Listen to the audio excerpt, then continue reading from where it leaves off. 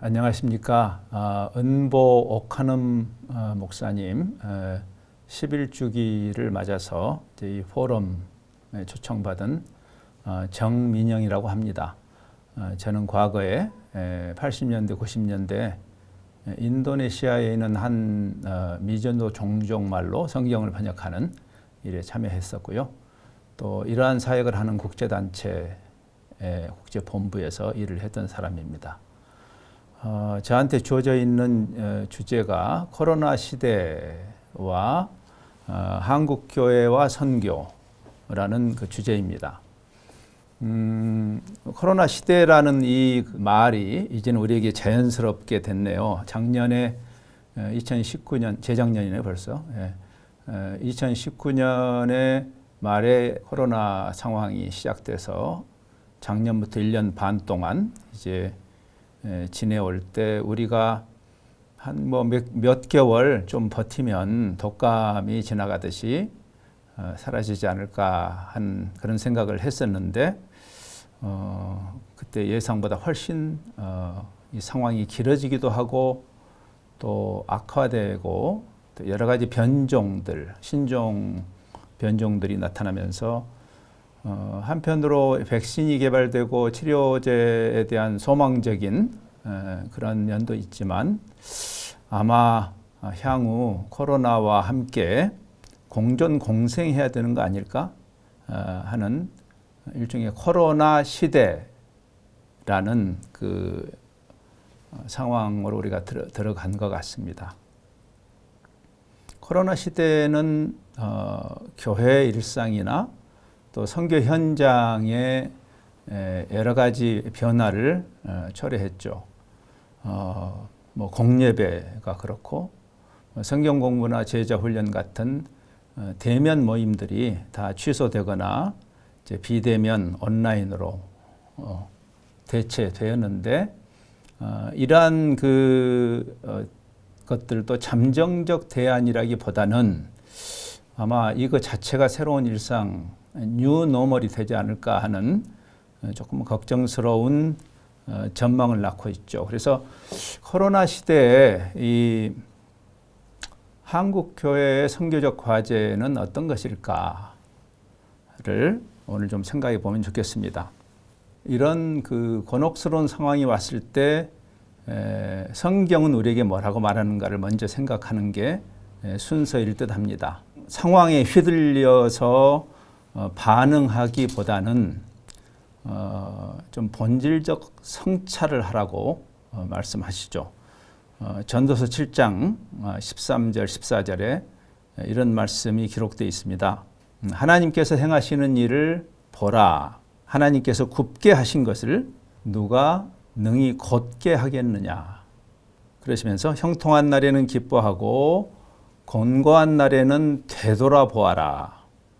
이 말씀을 조금 생각해 보면 하나님이 코로나를 일으키신 분은 아니지만 그러나 어떠한 일도 하나님의 주권적 섭리를 벗어난 일은 없죠. 그러니까 이런 일을 왜 허용하셨을까? 허용하시는 하나님의 의도와 뜻은 무엇일까를 생각하라는 겁니다. 이 상황에 대해서 임기응변을 하라는 게 아니고 하나님의 뜻을 분별하는 일이 중요한 셈입니다. 그러니까 흥미로운 것은 지난 2014년에 그 마이클 프로스트라는 호주의 그 선교학자가 마치 코로나 상황이 올 것을 예견한 것처럼 그런 건 물론 아닌데 쓴 책이 있어요. 우리말로는 성육신적 교회라고 번역이 된 책인데 이 책의 부제가 흥미롭습니다. 이 부제가 그리스도의 몸된 교회가 이 단절의 시대에 어떻게 살아야 할까라는 부제예요. 그러니까 지금 이제 언택트 시대라고 하는데 이 단절의 시대, 이미 코로나 때문에 언택트 시대가 왔다라기보다는 이미 3차, 4차 산업혁명을 통과하면서 이미 온라인 시대는 온 거죠. 다만 이제 코로나 상황이 그거를 훨씬 더 빠르게 그리고 폭넓게 확대시켰다고 볼 수 있는데, 이 저자는 우리에게 익숙하지 않은 이런 어떤 격변을 경험했을 때 우리가 단순히 그 상황에 휘둘려서 반응하는 것 정도로는 안 된다. 그래서 반응적이 되지 말고 반추적이 돼야 된다. 굉장히 의미심장한 말입니다. 아까 그 전도서의 말씀이죠. 공고한 날이 왔을 때 큰일 났다. 염려하기보다는 하나님이 왜 이런 일을 우리에게 허용하실까를 반추하는 일이 중요한 거죠. 그렇죠? 예. 그래서 저는 이제 이 코로나 팬데믹이 발생한 이후에 지난 1년 반 동안에 모든 분야에서 굉장히 다양한 그런 그 담론들이 있었고, 여러 가지 그 강의와 세미나들이 있었죠. 근데 이제 신앙적으로 또 교회와 선교라는 관점에서 볼 때는 팬데믹 때문에 일어난 문제 또 물론 다뤄야 되겠지만, 더 중요한 문제는 팬데믹으로 인해서 드러난 문제가 더 중요하지 않을까 하는 생각을 합니다. 팬데믹 때문에 야기된 문제는 이제 우리가 잘 지금 경험하고 있는 언택트라는 뉴노멀이고, 여기에 대해서는 우리가 상황적이고 대외적인 반응을 해야 되는 일이고, 더 중요한 문제는 이 팬데믹 때문에 우리의 민낯이 드러난 그 부분은 우리 스스로를 대내적이고 본질적으로 성찰해야 하는 그런 과제가 있는 셈입니다. 되게 우리가 이제 이런 뭐 천재지변이나 역병이나 그런 어려움을 당할 때 역사적 교회가 어떻게 반응했는가? 좀 그 문제의 원인을 교회 밖으로 투사하고 책임을 전가하고 마녀를 사냥하고 하던 그런 시절은 항상 교회가 암흑기를 가던 때입니다. 저는 이제 팬데믹 이후에 현대 교회 안에도 그런 모습이 여기저기 보이는 것이 좀 걱정스럽습니다. 창세기 3장 그 최초의 타락 이래로 세상은 항상 악했죠.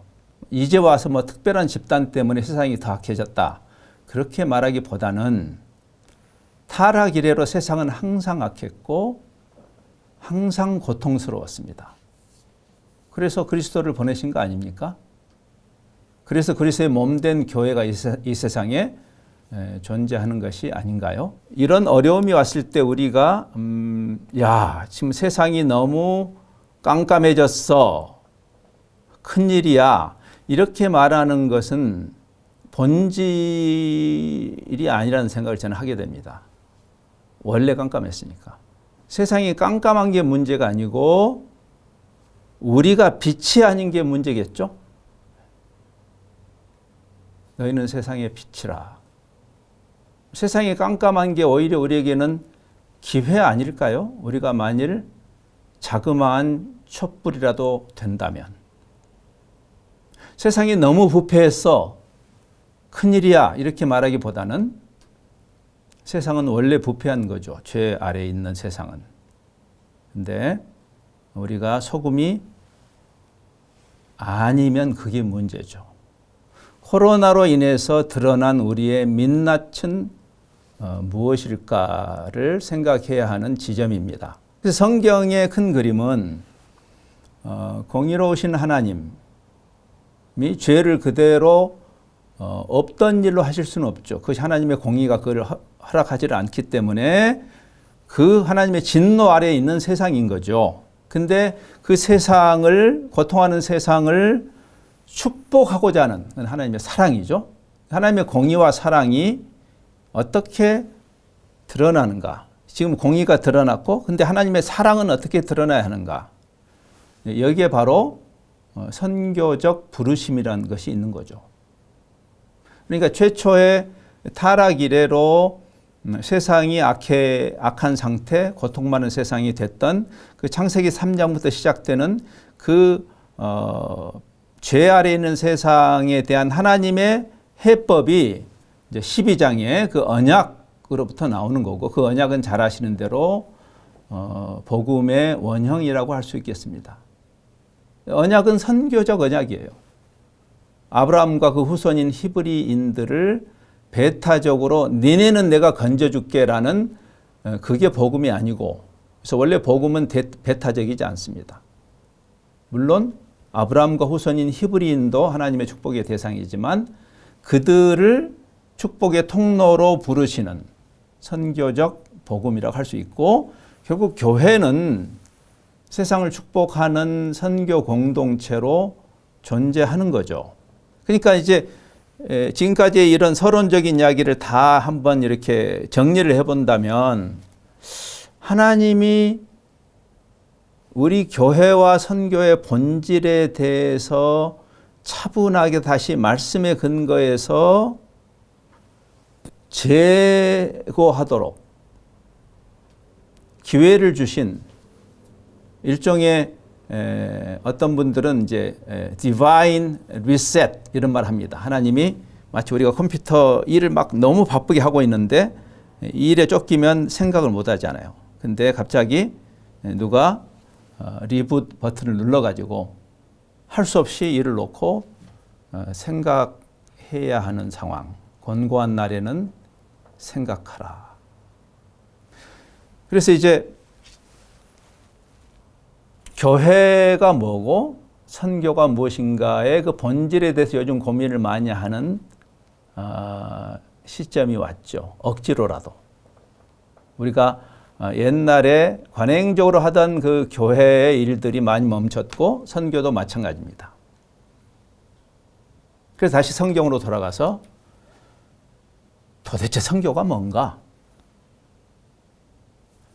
성경에 선교라는 단어가 없죠. 성경에는 선교라는 단어가 없습니다. 그러나 선교라는 개념이 가득합니다. 그래서 우리에게 익숙한, 우리가 선교하면 우리에게 익숙한 그 개념이 있죠. 뭐 어떤 사역 또는 실천의 개념으로 정의된 선교에 대한 관행적 이해를 좀 내려놓고 다시 성경으로 들어가서 성경 전체가 말하는 선교의 개념이 뭘까를 재정립하고 거기에 근거해서 필요하면 새로운 출발을 해야 하는 그런 시점이 아니겠는가. 코로나 시대의 한국 교회와 선교의 미래는 무엇일까? 여기서 이제 통전성, 성경 전체가 말하는 선교의 큰 그림, 환원주의에 빠지지 않고 이 두꺼운 책을 주셨기 때문에 우리가 단순 무식하게 선교를 정의해서 그걸 열심히 해치우면 되는 것이 아니고 오히려 하나님이 주신 이 기회에 선교라는 통전적 그림을 다시 그려보는 그 숙제가 있겠습니다. 오늘 강의에서는 이 통전성의 모든 측면을 다루기에는 너무나 시간도 제한되어 있고 이 주제가 큽니다. 통전성의 여러 가지 면이 있어요. 예를 들어서 통전성을 이야기할 때 사실 선교는 하나님의 선교죠. 만세 전부터 영원 전부터 영원 후까지 하나님이 하시는 일이죠. 삼위 하나님의 일.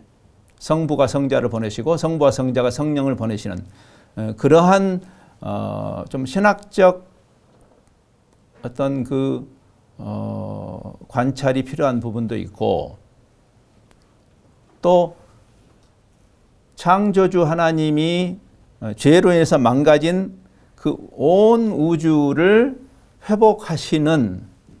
회복하고자 하시는 그런 관점의 회복이랄까요? 우리가 보통 구원을 이야기할 때 피조 세계에 대해서는 적용을 하지 안 했죠. 현대교회가.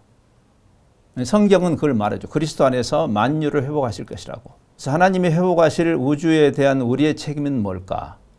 하나님의 피조 세계를 우리가 잘 다스리고 관리해야 할 책임에 대해서도 다뤄야 하겠죠. 또 통전성의 또 다른 면은 우리가 구원에 있어서도 예수 천당 또는 뭐 영혼 구원 이렇게 말하는 대단히 그 이분법적 환원주의에 입각한 구원론에서 벗어나서 성경이 말하는 전인적 구원의 모습은 뭘까?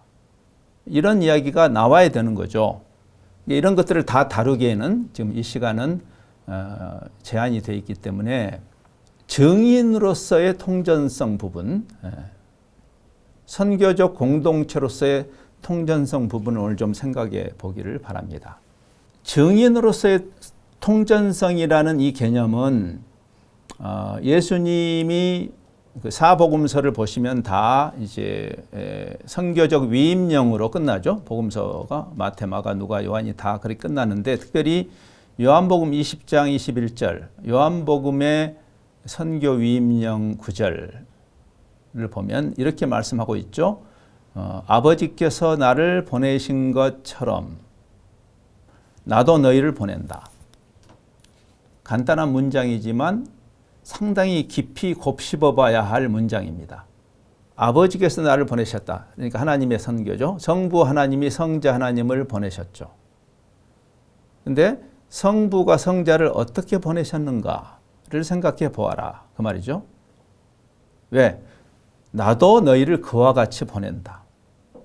그러니까 선교라는 것은 단순히 어떤 사람이 특별하게 헌신해서 먼 나라에 가서 신기한 일을 종교활동을 하는 것으로 정의해서는 안 되고 하나님이 성부 하나님이 성자 하나님을 보내신 그 방식대로 우리를 보냈다고 했으니까 그거는 성육신이죠. 그렇죠? 가장 중요한 사건이라고 할 것입니다. 태초에 말씀이 계셨는데 요한복음 1장 요한은 그렇게 기록하죠. 근데 우리가 보통 말씀이 계셨으면 말씀을 들려주면 될 텐데 말씀을 들려주시는 정도가 아니라 그 말씀이 육신이 되어서 우리 가운데 오셔서 말씀을 보았다. 그러니까 보고 듣는 거죠. 우리가 현대교회가 전도나 선교를 탄육적 선포 정도로 그렇게 축소시킨 것은 성경적이지 않습니다. 말이 중요하지만 그러나 예수님이 인간이 되셔서 우리에게 오신 것처럼 전하는 메시지와 메시지를 전하는 메신저가 분리되지 않는 그게 굉장히 중요한 원리입니다. 그러니까 우리가 한번 생각해 봐야 돼요. 요즘에 이제 팬데믹 시대가 와서 접촉의 한계가 있기 때문에 성육적으로 사역할 수 없게 되었는가? 흔히 그런 말을 합니다. 그런데 정말 그럴까? 그럼 뒤집어서 팬데믹 시대가 오기 전에는 그리스도인들이 그리고 교회가 세상과 적극적으로 교류하고 그리고 성육적인 복음의 증인이었던가를 질문해야 될 겁니다. 사실 어떤 면에서는 초대교회도 비대면 사회를 살았습니다. 우리는 지금 팬데믹 때문에 비대면 시대가 됐지만 초대교회는 핍박 때문에. 근데 초대교회가 어떻게 그렇게 핍박 때문에 드러내놓고 종교활동을 할 수 없던 그들이 어떻게 세상에게 그렇게 복음을 강력하게 증거할 수 있었을까요?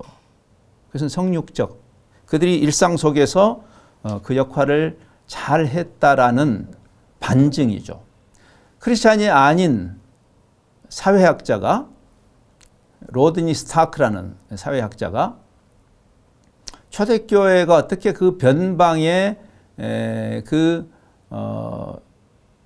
자기 나라도 잃어버린 팔레스틴 그 갈릴리 사람들의 그 종교가 그 대로마 제국에 그렇게 엄청난 영향을 미쳤을까? 사회학적으로 불가능한 그 일이, 그래서 이제 보통 그거를 사회학적 불가능성이라는 말을 쓰는데 그런 일이 어떻게 일어났을까? 이분은 어떤 신앙적 관심보다는 사회학자로서 초대교회를 연구한 책이 기독교의 발흥이라는 책이에요. 근데 그 책에 보면 초대교회가 2세기에도 큰 역병이 있었고 3세기에도 큰 역병이 일어났을 때 그리스도인들과 교회가 세상을 향해서 어떻게 축복의 통로가 됐는지를 역사적 사실, 이 팩트에 근거해서 기록하고 있어요. 놀라워요. 그럼 지금 우리가 이 코로나 팬데믹 시대에 한국교회 또 한국선교는 어떻게 가야 할 것인가라는 미래지향적인 질문에 대해서 온고의 지신으로 해답을 얻을 수 있는 중요한 기록들이죠. 성육적이란 말은 또 일방통행적 선포가 아니라 사실 그건 불통입니다.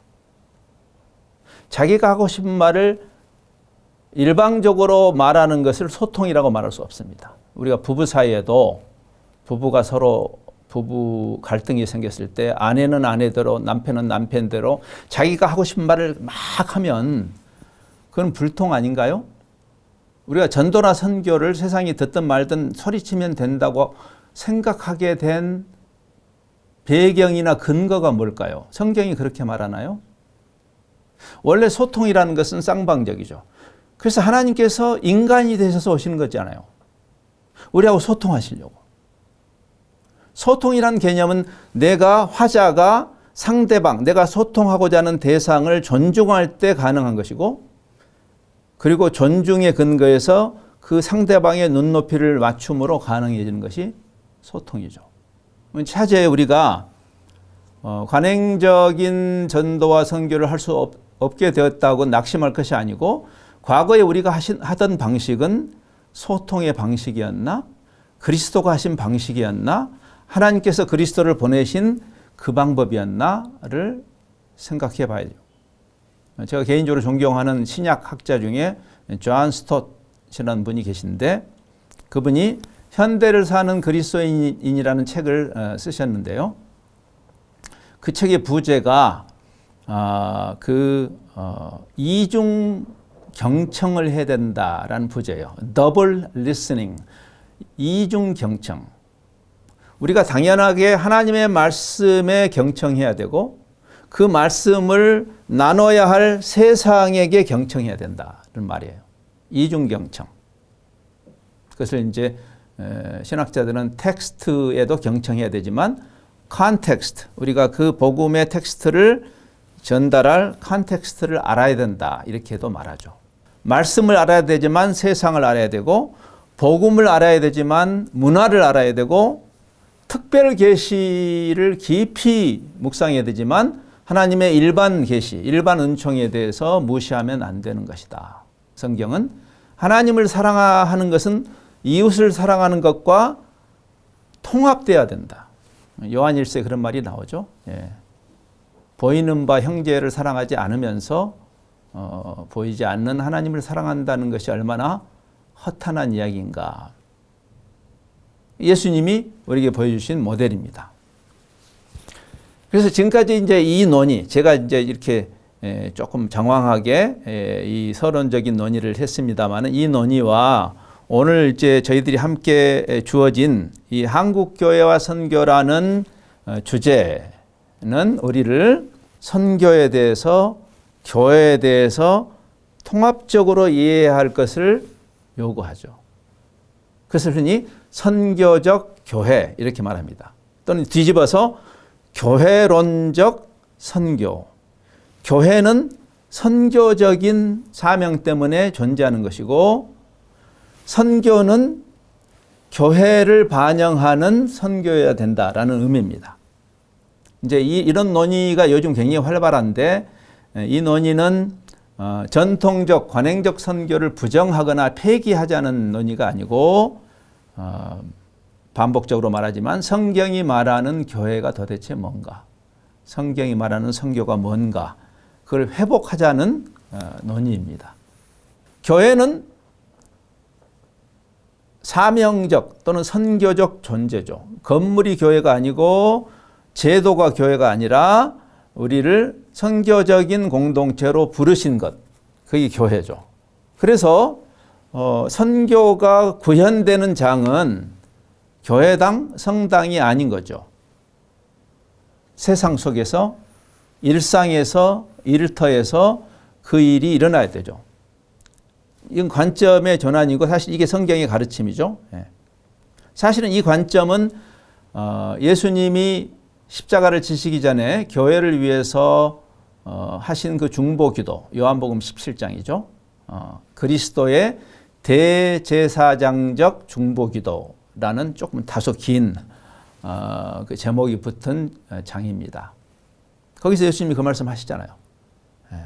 저들이 세상 속에서 세상을 위해서 존재하는, 세상에서 분리돼서 자기끼리 있기를 기도하지 않았습니다. 세상 속으로 쑥 들어가도록. 그래서 500년 전에 우리 선배들, 개혁자들의 신학과 실천이기도 했습니다. 개혁자들은 신앙의 자리를 성당으로부터 세상으로 끌어낸 분들이다, 이렇게 말합니다. 그렇죠? 그래서 우리가 아는 그 개혁자들이 다 개혁운동을 교회당 안에서 하지 않고 도시 속에서 했던 것을 깨닫습니다. 사실 이것은 지금 우리가 하고 있는 이 은보 포럼의 정신과도 연결됩니다. 개혁자들이 무슨 이야기를 했죠? 사제들에게 모든 사역이 독점되는 것은 성경적이지 않다. 그렇죠?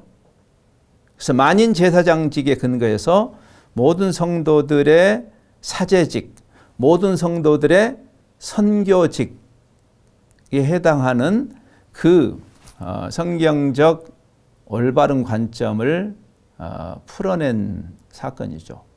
오카노 목사님이 평신도를 깨운다라는 책을 쓰게 된 그 흐름과 연결되는 중요한 개념입니다.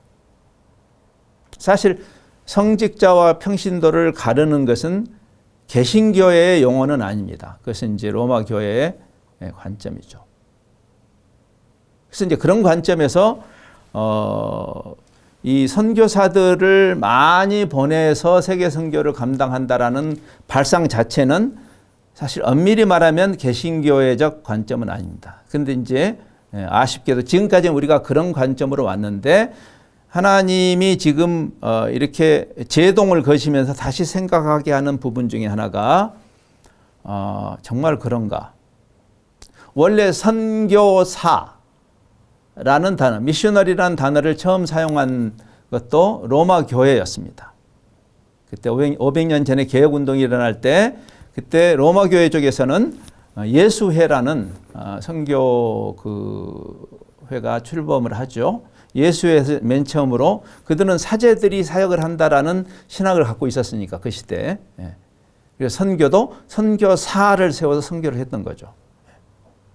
그러니까 사실 엄밀히 말하면 이거는 성경이 가르치는 우리 교회 전체가 선교적 공동체라는 관점하고는 잘 맞지 않습니다. 물론 사도행전을 보면 바울과 바나바 같은 사람을 따로 세워서 특별한 곳에 전략적으로 보내는 일이 있었습니다. 따라서 지금 우리가 선교사를 보내는 그 자체를 원천적으로 잘못됐다고 말할 필요는 없을 겁니다. 다만 바울과 바나바를 통해서 로마 제국이 복음화된 것은 아니라는 사실을 기억해야 합니다. 여러분이 바울의 그 1차, 2차, 3차 선교 여행을 따라가면서 그 당시에 그 로마 제국의 지도를 이렇게 보면 로마 제국 전체 지도에서 일부분밖에 아니라는 것을 알게 될 겁니다. 사실 로마 제국의 복음이 편만하게 확장된 것은 바울과 바나바도 일부 역할을 했지만 우리가 이름도 알지 못하는 수많은 그리스도인들, 디아스포라들의 역할이었습니다. 제가 1980년대부터 90년대 사이에 인도네시아라는 나라의 한 소수 부족 언어로 신약 성경을 번역하는 일에 동참을 했었습니다. 그때 인도네시아 동쪽 끝에 있는 그 뉴기니 섬이라는 곳에서 저희들이 일을 했는데 그 뉴기니 섬 뭐 아주 그냥 원시 정글이 그대로 있는 곳인데 그곳에도 이슬람의 영향이 깊이 들어가 있어요. 깜짝 놀랐습니다. 선교보다도 더 이슬람이 먼저 들어가 있는 그런 지역. 그럼 우리가 생각할 때 이슬람이 선교사들을 많이 보냈나 보구나. 우리는 그렇게 바로 생각하죠. 근데 선교사를 보낸 적이 없습니다. 이슬람이. 그럼 왜 거기에 이슬람의 영향이 있었을까요? 무슬림 상인들이 돈을 벌기 위해서 그 오지까지 들어오면서 그 사람들에 의해서 이슬람이 확장된 것입니다. 사실 이것이 성경이 말하는 선교적 교회, 선교적 공동체의 개념입니다.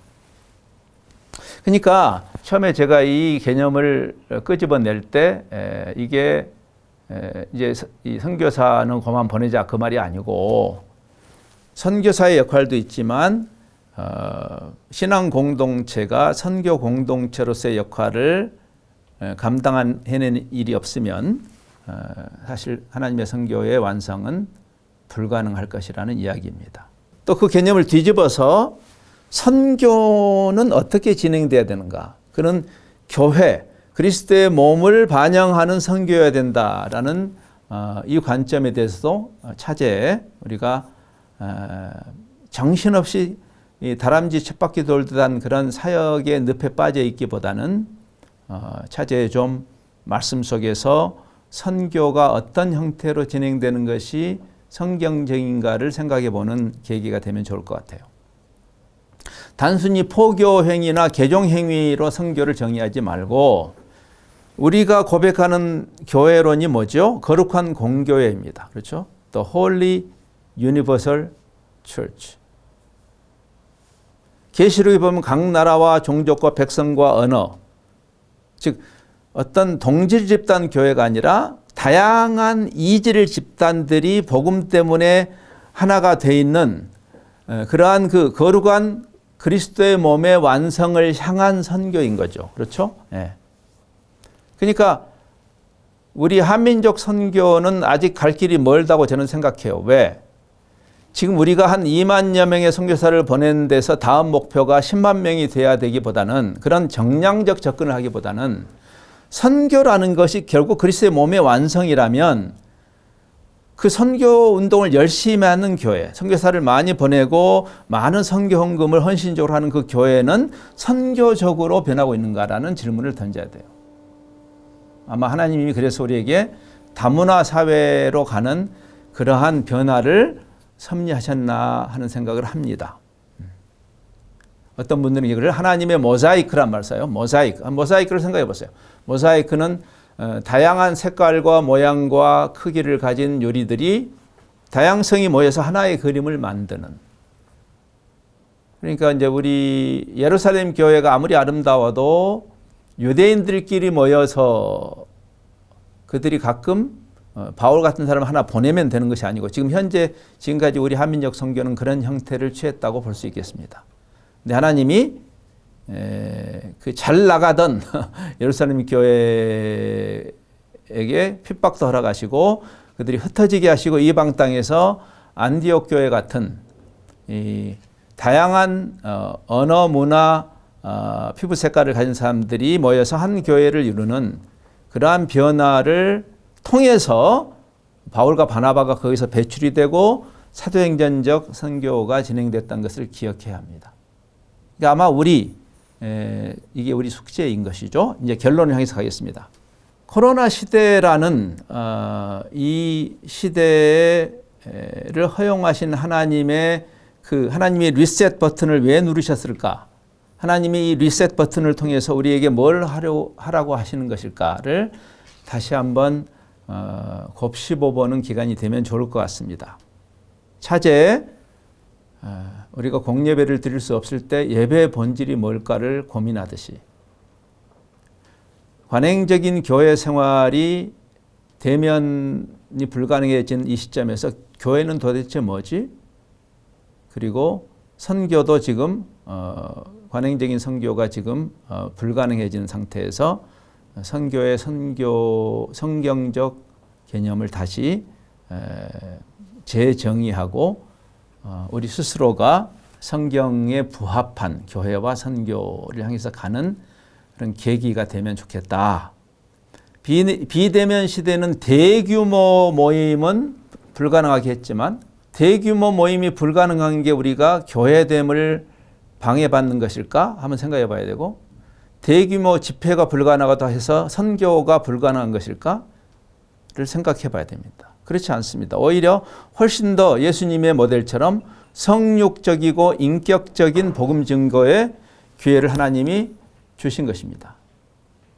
이제 마무리하면서 저는 이런 생각을 해봐요. 이제 그동안은 우리 민족의 문화가 열정과 열심을 대단히 강조했던 교회 안에서도 뭐 열정이 나쁜 건 아니지만, 그러나 사실 열심이나 열정은 긍정적인 가치도 아니고 부정적인 가치도 아닙니다.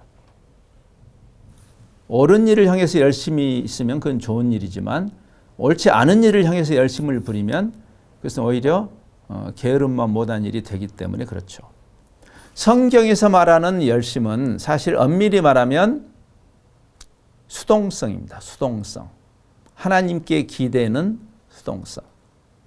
여러분 열심이란 말, 이 패션이란 말이 그 라틴 말의 파시오에서 나왔다고 하죠. 예. 그 파시오란 말은 수동성이란 말입니다. 패시브란 말이 거기서 나오죠. 왜 수동성일까요? 하나님의 것이니까. 선교는 하나님의 것이고 교회가 하나님의 선교에 동참하도록 초청받았으니까. 지금 이 시대에는 성령 하나님이 주도하시는 선교죠. 거기에 우리가 참여하는 것이죠. 그래서 선교의 명령을 주실 때 예수님이 누가복음 24장이나 사도행전 1장, 우리에게 익숙한 말씀이죠. 서둘러 나가지 말고 기다려라 하신 이유예요. 성령님을 기다려라. 왜? 그분이 주도할 때 우리가 따라가는, 이게 수동성입니다. 그렇죠? 네. 삼위 하나님이 서로에게 자발적으로 순종하셨습니다. 예수님이 오셔서 하나님의 뜻과 무관하게 자기가 하고 싶은 일을 하신 게 아니죠. 예수님은 철저하게 성부의 뜻과 자기의 사역을 일치시켰던 예수님의 수동성입니다. 건강한 수동성이죠. 그래서 예수님의 그 십자가 사건조차도 하나님 아버지의 뜻과 일치한 사건이었어요. 우리가 그래서 그 고난주간을 패션 위기라고 합니다.